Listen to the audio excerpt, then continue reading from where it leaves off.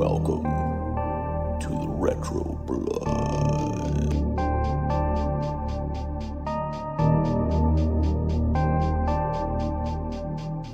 Welcome back, everybody, to the Retro Blood as we continue this Slumber Party Month here on the Retro Blood, talking slashers, talking teenager slumber party houses, talking graduation, talking killers with drills, talking killers with knives, talking killers with scalpels, I guess.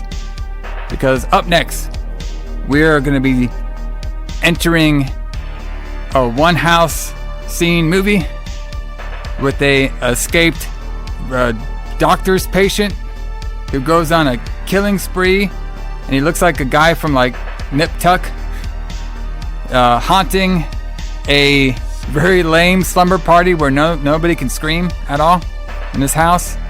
And if you guys want a count of bad jokes, then this is the film for you, brother, because we are talking all about the last slumber party. That's right. James Kline over here, rocking solo again here on the Retro Blood. Allison's doing great. He's up and around, moving, doing his thing, rocking out. I wonder if he was like the patient that we saw in this movie. You know what I mean? Having a disagreement with the doctor, tell him to get on out of here, hiding himself in some sheets. But no, I'm just messing with you. Allison is doing all good. He will return next month here on the Retro Blood. He's off doing his thing, or like to say, he's on assignment to figure out better creative movies than we got with the last slumber party. But yeah, boy, this one, like, oh man, like this was a very confusing movie. Like, I don't think it, like, the plot is not confusing, but like all the cuts are. Like, it just like it just random. It's all over the place. All right, obviously you could tell this is like super B. Like, this movie is so like underground. I cannot even find like people who want to talk about it. I'm not talking about like podcast shows or nothing. I'm talking about the actual cast or the director. Like, I was like scouring the internet for like some insight on it. I could barely find anything. Like, they just want to like bury the shit in the ground.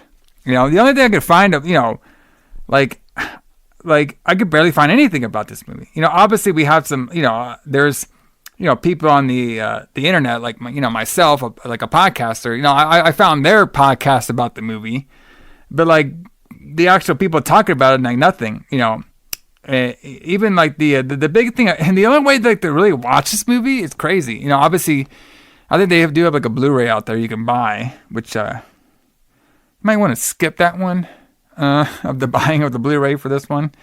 Even though, I love to promote physical media, but boy, there's only, trust me, you might want to just skip that particular Blu-ray buying.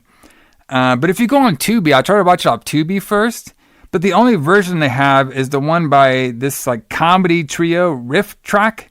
I guess they're like some dudes that like, they're from like Mystery Science Theater or something. Talents of, I guess they were formerly, I don't really know anything about them. I just know they were like former people of the Mystery Science Theater. And I get it, that used to be a big thing, but like, watching a movie and just making a bunch of jokes the whole time.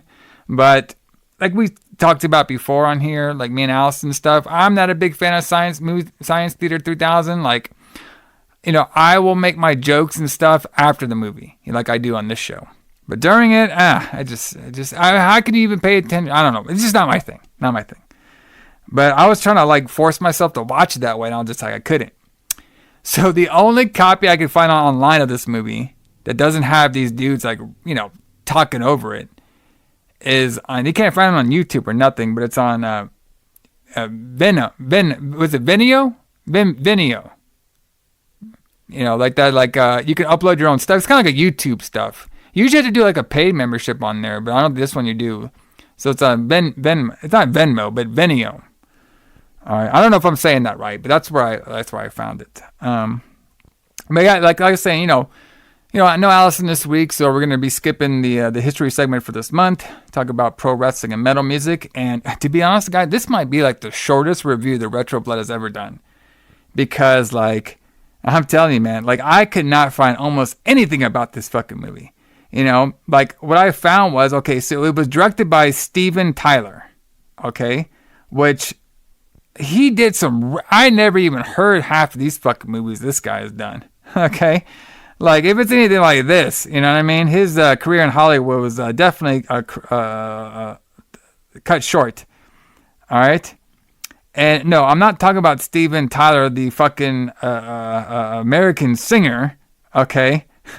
For the fucking Aerosmith. No, not that Steven Tyler, okay? This is the different one who wrote a bunch of random fucking movies with his brother, apparently, Jim. So this was distributed by United Home Video.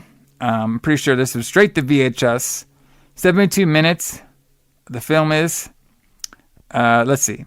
The Last Summer Party was released directly to video in 1988 by United Home Video. VCI Entertainment released the film on DVD in 2004 as part of a double feature with Terror at the 10 Killer. That'd be an interesting one to do. Terror at the 10 Killer, 1986. I mean, we got some critical response in his book, The Gorehound's Guide to Splatter Films of the 1980s. Writer Scott Aaron compared the films negatively to the Slumber Party Massacre, 1982. Wow, this ain't nothing like that fucking... No. Deeming it an ineffective rehash.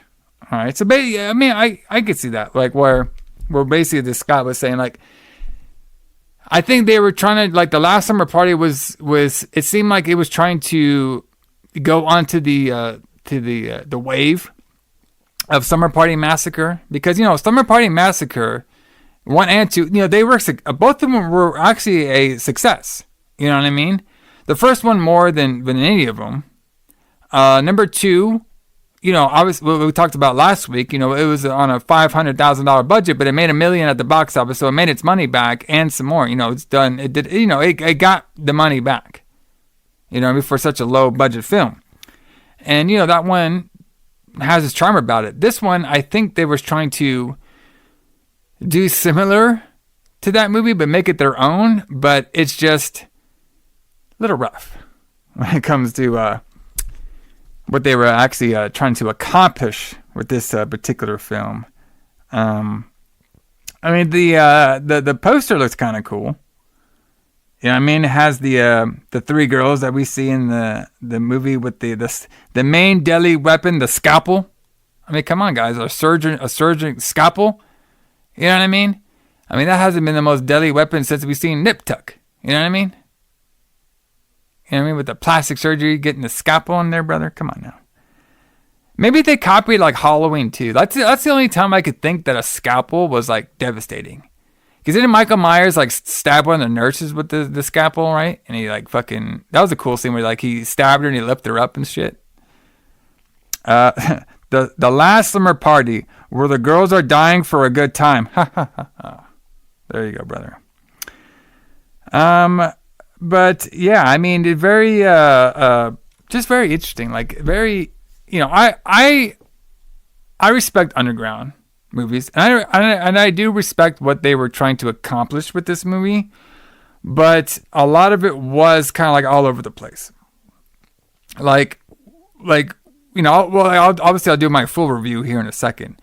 But like just with like the random dream sequence that like now the main girl Chris can see what's happening before it happens. I was like, why is this even in here? Like, why they didn't establish anything? Like it seemed like they were just copying Summer Party Massacre 2 when that happened. And then like just the and then like the way they like mic'd everything, like super tough over here. But you know what? It was they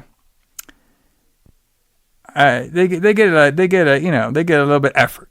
How about that? You know what I mean? But yeah, it definitely is a tough one over here, I would say.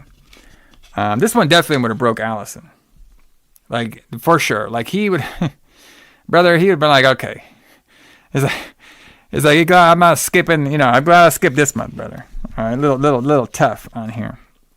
But everybody, like I said, you know, why don't we just jump right into it?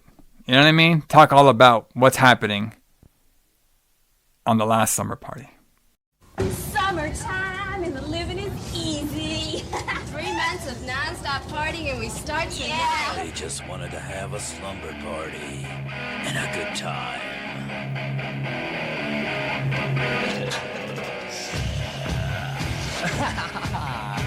Sneaking a few guys. Your ass wasn't so big. It wouldn't be such a problem. Baby. Don't flatter yourself. Oh, it's tight. And I'm stuck. Oh. Get a little high and have lots of fun. Do you have any drugs? You scared the hell out of me. What's the matter?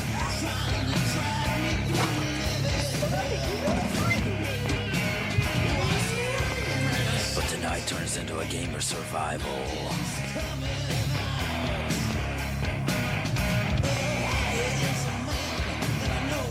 As one by one, the kids end up dead.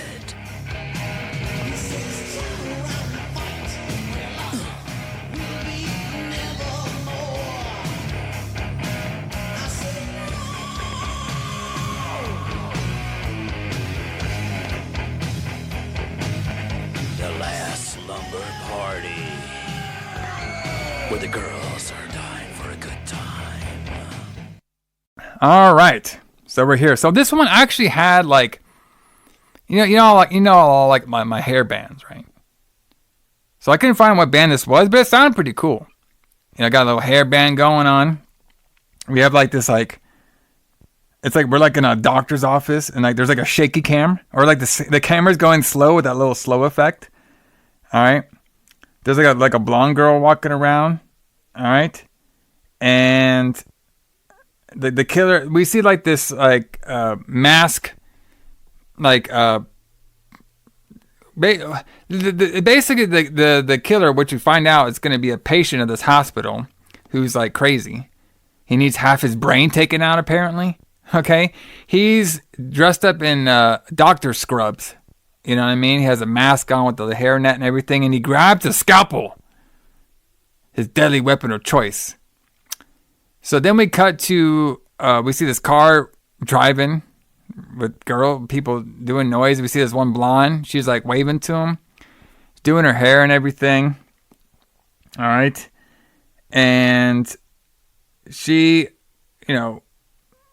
looks around, and then the killer is there. Like the masked killer guy is there. And he scares her and everything. She calls the cops. The cops are looking around. They don't see anything around here, around the house. And then we get the logo while we see it on top of a police car, the last slumber party. All right. So now we cut to a classroom scene where we have this guy. His name is Science. All right. That's his whole name throughout the movie is Science.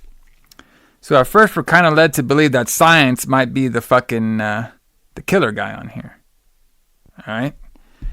And we see that we have, we're meeting the boy team of Scott, Billy, and Tommy. All right. And they are, they're kind of talking about the girls that we see on here, Chris and Tracy. Okay.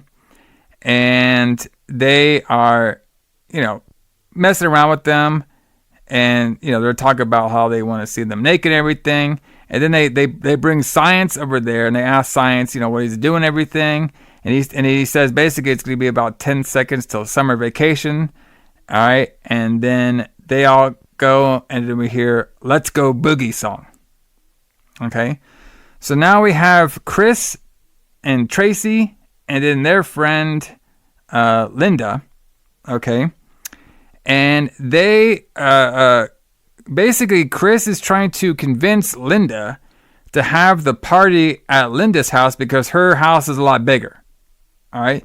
So since Linda's house is bigger, they could sneak the boys in there easier than they can at the other two girls' house, the Tracy and the Chris. And Linda's like, I don't know, we might be able to have it over here. My mom will be there, but there just can't be no drinking going on. And of course they're like, oh yeah, of course there won't be. We know that's a lie, brother. All right. And so now Chris is like, okay, Linda, well, if we're going to make this happen, I'm going to call you at 8 p.m. Okay. And listen, Scott's going to be there. All right. And I tell you, he's all into you and stuff. And Linda's like, oh, of course he's not into me. So we're doing that old, teenager drama stuff in the 80s. We see all that before. So now we're back at the doctor, right? All right. And this nurse is telling Dr. Stickler, all right, she's saying like this one patient's getting better and everything, all the medication's working. But then we had this other patient where none of the medication's working at all and stuff. And he's still mad about your guys' disagreement. Okay. So the doctor's reading this paper on this patient on here. All right. And apparently the patient that he had a disagreement with tried to attack him before. Okay. And that's what we know is going to be the scalpel killer. I guess we can call him that. The scalpel killer, I guess. He said,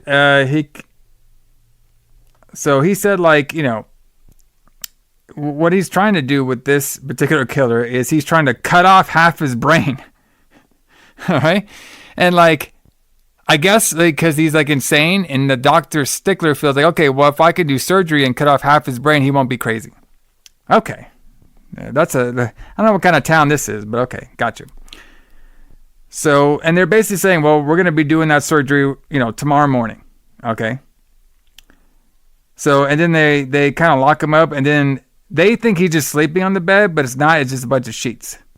Okay, so that's how they didn't basically go check, which is like another thing. Listen, guys, you know what I mean? Like, I don't know how it works now, but I've been in the hospital before. Okay, they don't just like check on you one time and like, oh yeah, he's good until the morning. No, this motherfucker's coming in like every 2 hours, and they touch you and they see if you're in the fucking bed. Not this hospital, apparently. They don't check on this guy for like 2 days. Okay, I was like, okay, we got you. Even if he attacked anybody, he'd probably just be locked up in chains, but they still check on his ass, not just see a bunch of sheets on there. All right? But you know what? They do things different in the 80s, brother. All right? They're a little bit more trusting. All right? All right, so now Linda, she gets a call. All right? And, like, Chris is wondering, what's your mom all pissed about? Because I guess there's a scene where the mom answered first, even though we didn't see that. And Chris says, okay, well, everything's still good. I'm going to be there at 8. All right. And then she's like, Linda's like, all right, well, we're just not going to get in trouble, right? Because, last time Scott and all the boys that were there, they drove a car into that girl's pool. I'm like, what? So their idea of partying, brother, they're so wild. They're wild maniacs. They like to drive cars in the pools. All right. Crazy times over here. Come on now. Is it really a party if you don't drive a car into the pool? That's all I want to know. All right.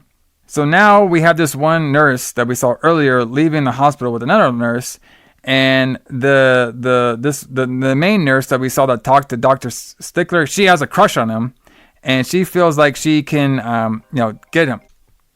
So she's acting like she likes him and everything, but she's like, oh, he would never do that. He's a nice married man. The other girl's like, I'm pretty sure he would bang you. So the other girl leaves, and now the main nurse is waiting at like a bus stop, and there's like this dude, like I thought he had like a bag over his head. All right. But she's talking to him a little bit, saying, oh, yeah, the bus is taking forever. And it basically is just like a body with like a black spot on there. So she gets up, she's like about to smoke or something. I have no idea. She's like saying a bunch of stuff, and then the scalpel killer just comes up to her and slices her throat. All right, and then the guy, he wakes up, so he didn't have a bag over his head. He just has like a very fuzzy afro hair. And he's all like, "Is the bus here yet?" And then he gets his throat slit by the scalpel killer maniac guy. So now we're back at the house. Chris and Tracy, they're dancing. They're at Linda's house now. Dr. Stickle comes in because Stickle is Linda's dad. He comes in. He says, "Turn this music down, buzzkiller." All right. And then the dad was like a little upset, and he's all like, "Keep that down and everything. Your mom's gonna be hearing it." They hear a special channel for special news flash. They found 2 bodies dead by the hospital. And then basically the doctor guy, the sicko's like, hey, I got to get out of here. I got to actually have to go to do some emergency surgery now. And then, like, they're asking him, like, doctor, like, hey, have you heard about anything? This is close to the hospital. He's like, man, I haven't heard anything. They're just shitty people around there. Okay, let's blow it off, doctor. So Chris wants to go invite some menfolk. All right, and I like how, you know how we had, like, product placement in, like, Slumber Party Massacre with, like, corn dogs and fucking Diet Pepsi? Well, here we have a big-ass Budweiser sign. Like, this fucking dude's house, like, randomly has, like, nice decor with a Budweiser sign. Very interesting. So Chris is, like, you know, calling boys, and then basically when they're calling them, one of the guys dressed up in a mask and scares the girls, and it was Tommy. And they all talk about, like, how, like, they're all mad because Tommy, like, scared him. He's always, like, doing jokes and everything. And then he'll say, it's like, okay, well, I'm just going to be back and everything. And they get all pissed. And the guys are going to go out and get some more beer, some more Budweisers. Because we see the guys, we see Tommy, Scott, and Billy, drinking in the car, drinking some Budweisers, telling Scott, like, hey, that Linda guy is totally going to bang you out tonight. You know, she's going to do something with you. All right, they see Science. And then they start making fun of the Science guy because the Science is saying, hey, I got to get some alcohol for my car over here. And they're saying, like, you know, the only thing you're going to do in alcohol is play with yourself while drinking it. Now get out of here, Science. Right? It's so random. So then Linda Dash shows up, talks to the kids. They all saying, like, hey, Scott's probably going to ask your daughter out to the dance. And they pretend like they're going to be going studying. And then the doctor was all finally like, oh, good. We actually have some upstanding citizens in this world now, even though the kids are drunk dudes. So now Linda's dad, he has to go do the surgery. Okay, they tell everybody I had to go to surgery, so I'm gonna go to the hospital now. Okay. So and then Tommy wants to scare the piss out of all those babes at the house, so he's gonna come up with an idea. So Chris thinks Tommy is outside now. So they start drinking some booze. All right. The mom tells them all to go to bed. And Chris wants to get high now. Okay. She wants to get... and then she wants to call up some more menfolk. All right. But the only person who's there is the Dr. Scalpel Killer. Is there. So they booze Linda up a little bit. They get her loosen up. Okay. And then Chris is now trying to call up some menfolk. And while she's doing that, a ladder comes in. And it's a window. And of course, it's Tommy again in his mask, scaring the girls again. They're complaining about him. And then they help him in. All right. And then he almost gets cut by the little he almost gets cut by the little mask killer, doctor killer guy. And Chris and now Tommy start flirting. And basically their flirting is like calling each other a slut and a whore. And then saying every bad gay joke there is known to man. On this fucking movie. It's crazy. I couldn't believe it. So Linda now looks outside. Okay. And so now, you know, Tommy he's with the girls and he's like, I don't know where Scott and Billy are at and stuff. You know, and they tell Linda to go call Scott. And Tommy doesn't really care. So it's weird. Like, I guess they were all trying to come in the party at like later times. But it's weird because they're all talking about like they were going to plan to scare him together. But the only person that scared him was Tommy. And then it took forever for Billy and Scott to actually show up. Like they just show up like randomly later. Very, very weird pace of this movie. All right. So now we have the killer doctor, Scalpel Killer, slowly comes up the ladder. All right. And then Chris and Tommy, they're in the master bedroom now while the doctor's hiding out in there. The fake Scalpel doctor. She calls him a macho man. All right. Linda's walking by. And now Chris and Tommy are kissing. She bites him a little bit. And Billy now shows up to the house randomly. Sneaks inside. All right. And then Chris, she takes like Tommy's shirt off and everything. And she's like, okay, well, just wait here. I gotta go freshen up. So Chris goes and takes a shower. All right. And we get a whole like psycho scene with no like fucking killing. It's just showing her shower for like 2 seconds. All right. And during all this, Tommy's laying down and he just randomly gets cut by the Scalpel Killer. And then Chris shows back up after a shower, and she's like, oh, where's Tommy? And why would he just take the bed sheets? So she goes down and starts complaining to her friends, like, oh, Tommy left, and he took all the bed sheets. So now Tracy, she's leaving. She's basically leaving the room to go get something, and she runs into Billy. So Billy has now arrived. All right, and then he takes her to the master bed. All right, I guess that's the only bedroom in the house they can go to, and they start kissing in there a little bit. And I guess she needs to freshen up. All right, and then we see the killer doctor. He's around here too. And Billy, and while he's kissing Tracy, he's all like, you got any drugs? Oh. And Tracy's like, okay, well, I'm going to go get some drugs. Okay. And then he's all like, hey, where are you going? You're going to take a cold shower or something? And I'm just like, the girl just said she's going to get some fucking drugs, bro. What do you... And then she's all like saying like, just whistle if you need me. I was like, wait, what's going on here? Maybe they're both already on the drugs. All right. So then Billy takes a little drink of his beer, spills it on himself. All right. We see something coming up the ladder.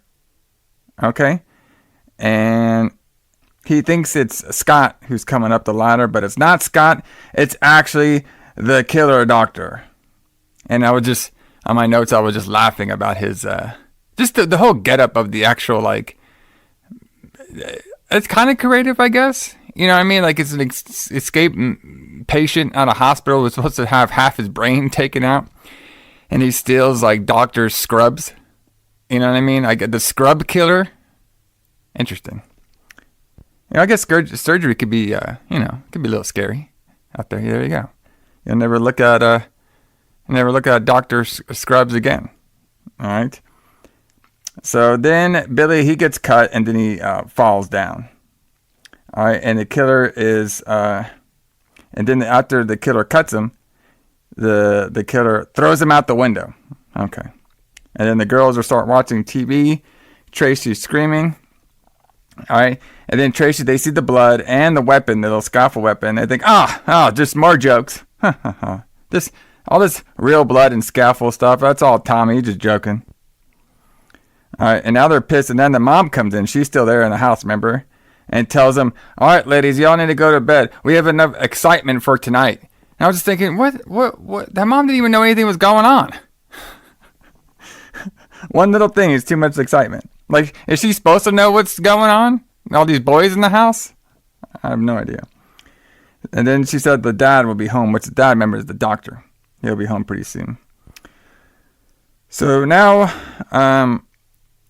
Linda, she sees Scott and everything, so she basically tells him to leave. All right. Chris is now, she's waking up. All right.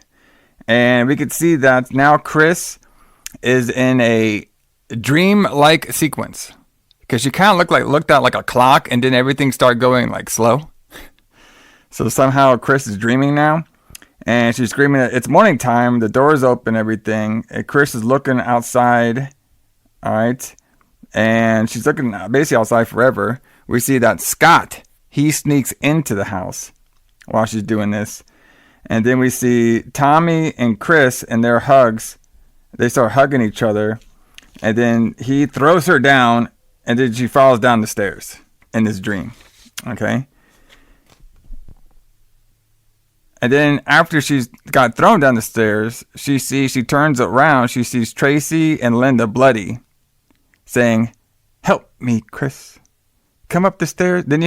So the girls are saying, "Help me, Chris," and you can hear the boys in the background say, "Come upstairs for the party," like over and over again. And then she turns around again, and then Linda's mom knifes her. All right, and then she wakes up. Time is back. So we got one random dream sequence. Like, the only thing I could think of, I guess this is trying to mirror Slumber Party Massacre 2.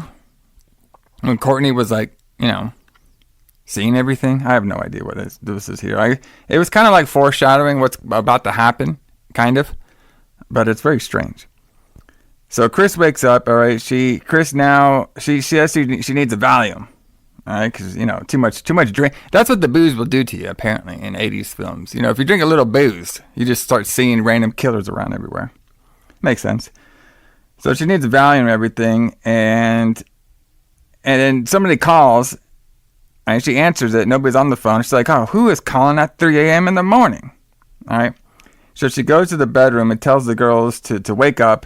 And it's like, who's been... So she wants to go to sleep, but the other girls were sleeping, and she tells them to wake up so she can ask who's calling. And they don't know, who's calling at all, and they all think it's probably like Tommy or something, playing around. It's Tommy playing around again. That's all he does is play around. All right. Chris said it was Linda's dad on the other line. I guess there was another phone call. All right, and they were asking, like Chris was asking, where are the other phones in the house?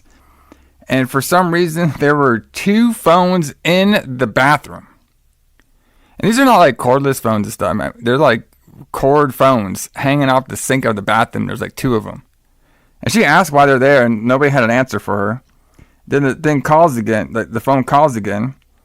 Linda was on there saying, like, who the hell is this and everything? Is this you, Tommy, you asshole and stuff? And it was actually Linda's dad. So now she feels embarrassed that it was Linda's dad. And she feels so embarrassed that she's going to go sleep downstairs now. All right. So, and Chris and Tracy both leave. All right. Because apparently they're going to go pig out, even though Chris is not hungry. So... So they go watch some TV, right? And then we get a random, I guess it's supposed to be the TV, but we get a random shot of 2 soldier-looking people opening a door and killing a zombie. Just totally random. All right? Had nothing to do with nothing in the film at all. They were just there. So now Linda's laying down. The killer is by the bed, okay? But it's not the actual killer. No. It's science randomly shows up for no reason at all to arrest Linda. Like, the last time we saw Science, he was getting bullied by the Dubros outside the liquor store, saying he's going to go whack off after he alcohols up his truck. He didn't fight back, and now he's randomly going to Linda to arrest her in her sleep at night for some reason.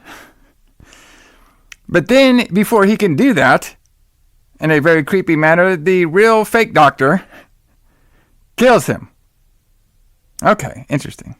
Like I said, I was like, I get the story here, but it's just weird pace stuff. Like, I have no idea why Science just showed up randomly out of nowhere. There was any connection that he even knew Linda, besides going to the same class that she was. So now Tracy, she asked, why are the boys' cars still outside? All right, and Chris is just like, I don't really care. I just want to go to sleep. All right, and then Tracy, so Tracy goes back upstairs. All right, and Linda's gonna stay downstairs.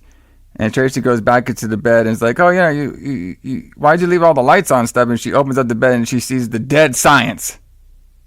And then she doesn't even scream. It's like the worst, it's like, you see somebody dead, obviously you would scream, but not her. She's just like, oh. She puts the hand over her mouth, and then the doctor killer shows up right behind her, and I guess we see her killed, but it's off screen. So the dad calls the mom, and he's going to be home late. The surgery that he was doing is taking a while, which is weird because I thought at the beginning he said the surgery he's going to be doing is going to be on the killer that we keep seeing walking around. All right. So, because that was the surgery he had planned. So, I don't know, was it a different surgery or something? But he was basically stuck at surgery and he'll be home pretty soon. She asked about, have you heard anything about the murderers? And he's like, no, the cops are keeping everything a very secret. Okay. And she's like, well, just, be safe out there. He's like, oh, don't worry about it. Everything will be fine. So then the mom goes downstairs and she makes sure all the doors are locked.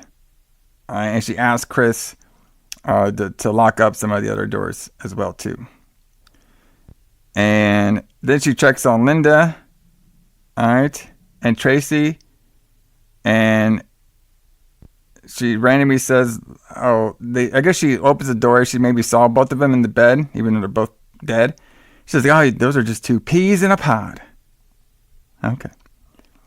So Chris sees Tommy's ride. All right, so she's like looking at, she went outside and she sees Tommy's ride, and then Scott now enters the house.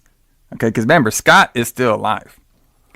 You know, we have Billy's dead, Tommy's dead, Linda and Tracy are dead, but Scott, remember, he I guess he was the 4 a.m. guy. You know, I guess everybody had to show up at different times, so like, what, he's just randomly showing up at 4 a.m. to still haunt the girls or something. So he comes back inside. Linda shows up behind her and stuff, and she falls down, and now Chris sees that she's been cut on the back of her, and she falls down, and then she tries to go find a phone, but the phone has been cut. All right, and then she goes upstairs, and then she finds Tracy in the bed dead as well, and then Chris, she also does not scream at all. There's no screaming in this movie. You know, we can't wake up anybody from our screams. Okay, we can't do that in this movie. So now she hears something in the closet, and this is when Tommy's body flops down. And she still doesn't scream, she just runs away. And I guess the doctor killer fake was in the closet the whole time. So then Chris randomly looks into the shower for some reason. All right. And while she turns off the shower, now she sees a bloody mom shows up, and she's been cut in the throat. And then she runs away. No screaming, still. This girl just can't scream, man. She's too shocked to scream. We can't have any of that. We can't wake up the neighbors from your screaming. So now we have the killer doctor. He comes downstairs to follow Linda. He grabs Linda, all right, on her shoulder. All right. So Chris goes downstairs. She's looking for a knife now. And Linda grabs her. She's still okay. And she's going to go ask her go get some help. But then Chris's help, she only needs a knife, brother, because the knife is more deadly than calling these cops. So Chris she goes around the house, and she turns, and then she's like wandering the house, and she's about to go upstairs, but then she feels like a touch on her shoulder, and she turns around and stabs, but she just stabs Scott. So he dies very lamely, I said on my notes. He just basically gets stabbed, and I'd say, like, he didn't do anything in this film. Like, I guess he's staying up all night to torture these kids, you know, these girls. Didn't work out too well for him, did it? So then all the lights go out. All right. So now Chris tries to escape, and when she tries to go out the door, she sees a hanging dead Billy hanging from the door. Okay, and she grabs the knife that was from Scott. And then she tries to get around again, but then she gets cornered, and she gets cornered by the doctor fake killer, and they stare at each other. She has a big knife, he has a little scalpel knife. All right, and this basically kind of happens in the kitchen area, I believe so. So they go attack each other, and of course her knife is bigger than his knife, so he gets killed, and she just randomly falls on the floor, passed out. So then we get this long scene of the dad. He's off work. He comes to the house. He grabs some milk. He drinks some milk. He hears a glass drops. He says shit. He hears the phone ring. All right. All the phones he checks are off the hook until he finds the one that was near the liquor. All right. And while we see this, we can see that the killer is still alive, and he's moving bodies around. No blood, by the way. You know, we don't have enough in the budget for blood to be around everywhere. And the nurse is now calling. I guess it's the non-nurse that died is calling the doctor saying Randall's escaped. So I guess the killer's name is Randall's. He's the one that's supposed to have half his brain cut off to be better. And they said he escaped, and he's like, well, did you call the police? They're like, no, we didn't call the police. We called you first. He's like, okay, well, I'll come right back right now. So he locks up the house, and he leaves. All right. And then we cut to a scene where we see the ladder, and we can see Chris is like near the ladder, and she's running around the house still. So I guess she's up and about.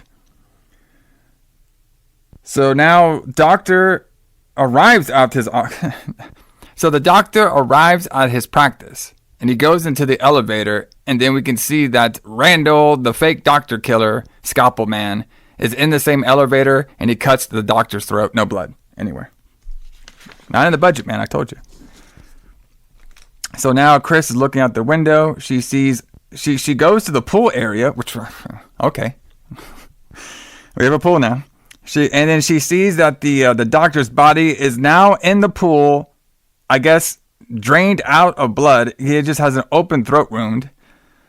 So somehow the Randall, he killed the doctor in the medical elevator, the hospital's elevator, drained his blood out, brought him all the way back to the house, put him in the pool at the exact same time that Chris could see him. Do I got that right? Yes. Maybe he has the same magical powers that our driller rocker guy had. He could just show up. You know what I mean? Maybe that's the part of the brain they were going to take out, was his magical power side. You know what I mean? It's possible.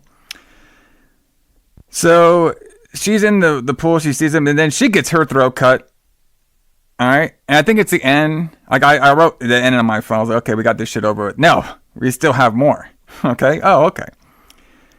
So now Chris actually gets up from her dream. So I guess it was all a dream. Well, at least that sequence was. So I guess that makes sense if it's all a dream. She gets up. She calls Tracy. All right. And it took her long enough to answer. She had a nightmare. So this whole movie, I guess, was Chris's nightmare. I mean, if we're going to rip off like the Slumber Party Massacre, can we like rip off the first one? Like, why were you ripping off the second one? With all these nightmares and dreams and shit. You know what I mean? Like, I don't know. Interesting. So I guess it was all just a dream. That makes sense. I guess how he transferred all his stuff back and stuff. It was all just a dream. That's how you do it, everybody. This is all just a dream. Okay. So she had a nightmare and everything, and she tells basically the whole plot of what happened in her nightmares to Linda. Linda gets a call. A killer's on the loose. You need to lock up all the doors. And while this happened, the killer sneaks inside. The killer is the same killer as the medical scalpel killer. All the girls show up inside the house. Linda gets caught by the doctor killer. We finally get a scream. I wrote in my notes. I guess you can't scream in a dream, I guess. You know, it's only in real life where you can scream. And then we see his knife bloody with now it being the real end. All right. And all the girls show up to the house and stuff too. So I guess she dreamed that there would be a killer on the loose, but the killer in real life, I guess, only killed Linda. Okay. And that ends the last slumber party. And boy, let's keep it like that. Let's keep it locked up and buried. Okay. This one was a little tough. I'm not going to lie. I wouldn't say like this is like the toughest movie we ever reviewed here on the Retro Blood. Like the story was easy to follow. It's just so random. And like I hate the out where it's all like, well, it's all just a dream. You know what I mean? It's all okay. They're just dreaming the whole time. And then like then she could see in the foresight, oh, this is the real ending. It's like, oh boy. You know, listen, the dream stuff is fine. Okay. Like, but you got to do it right. Like, obviously, Nightmare on Elm Street did it right. That's why it's so popular. The dream killing scenes. But yeah, let's keep that good and buried. Like I was saying, the dream stuff is, it's okay when it's done right. But if it's overdone and it's just for an out in your story, I think it's kind of lame. But everybody, thanks for joining me on this solo edition of the Retro Blood. Probably like one of the shortest episodes we've ever done. And, what can I say? There wasn't a whole lot to say about the last slumber party, but let's just make sure it is the last one we ever do here on the Retro Blood. But join us here next week on the Retro Blood as we finish off the Slumber Party Month, talking all about graduation day. So this one should be fun. Has our girl Quigley in here. I always love seeing her. Some fun backstory about this movie as well too, because when we have to graduate before we can even go to those slumber parties. You know what I mean? There has to be a reason to do these slumber parties, and graduation is all about it. Then, of course, on next week, I'll give you all an update about Jay Allison coming back to the Retro Blood and what are we going to be doing for the month of June here on the Retro Blood. But everybody, keep safe, keep dreaming, keep drilling, keep scalping, keep it going, and join us here next week on the Retro Blood for graduation day. Jay Allison, well, he'll be back soon, but for James Kline, I'll see y'all later.